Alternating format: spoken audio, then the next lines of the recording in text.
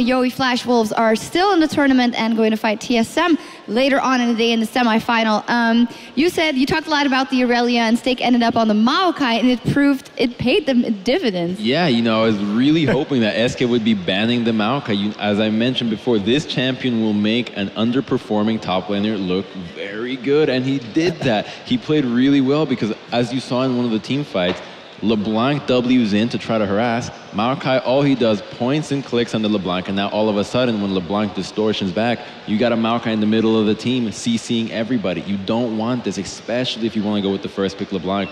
Disappointed in the draft, particularly the Nidalee ban as well. Yeah, that was a really interesting one, especially because the Rengar, Svenskeren really didn't make any use of the ult whatsoever. We did see a lot of issues with his ferocity stacks coming in, which will come into play in the replay we've got for you guys in just a few minutes. But yeah, I was really underwhelmed, and we wondered, will SK be able to hit this power spike? And the answer was definitively not. They were repeatedly outsieged due to the double AD composition.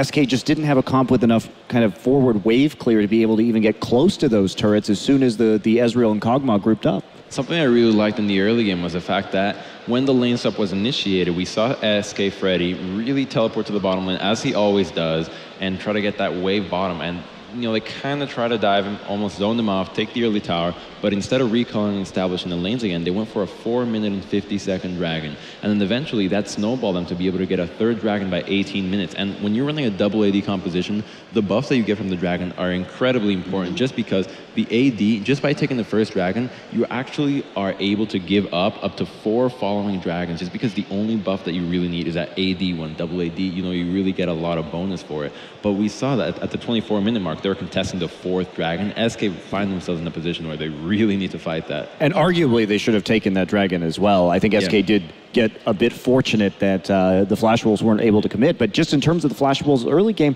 very well thought out, very well calculated. They went for that faster tower.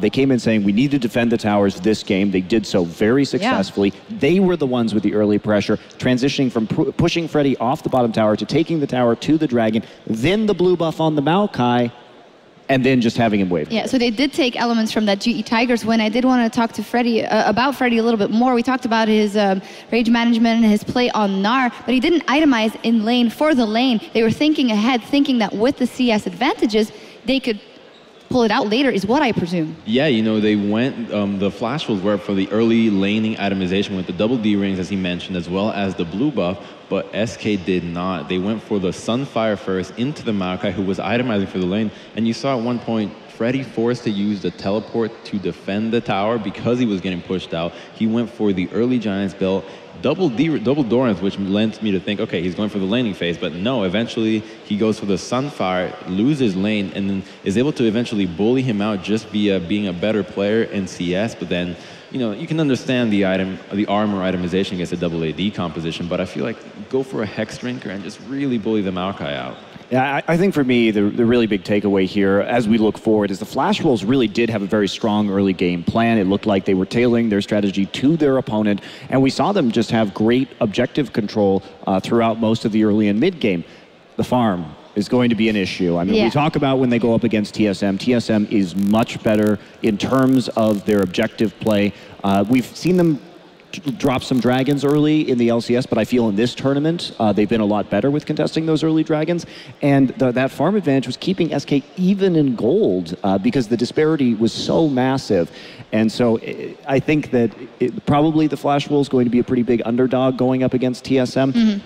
But who knows, if they have another plan, maybe they can squeak by based off of towers. And one of the things that was working very well for them, even with the CS disadvantage, was Sword Art and his plays. And we actually have a replay, the one that you called up a little bit before. Let's get that up on the screen, because at this point, I don't even know if it's SK not playing it right or just a fantastic play from Sword Art. The most important thing about this replay has to be that Sven is starting to ult without full ferocity, so he can't get the instance Nair. And interestingly enough, Rek'Sai, while she's burrowed, has full trace of the Rengar, so they can see the footsteps coming in. You see right there, drop the pink ward, immediately A-walk, and he gets knocked up. There is no CC. He uses the empowered W to kind of stay a little bit tanky, and then right there, when Fox isn't able to follow up properly, has to use his first distortion to get in. Sword Art with the instant ultimate, the instant exhaust in, when she distortions back, as I mentioned before, Maokai W's on the LeBlanc, and you got a Maokai in the middle of your team, and just they can't be any follow-up because they're going in one by one. The exhaust nullifies LeBlanc,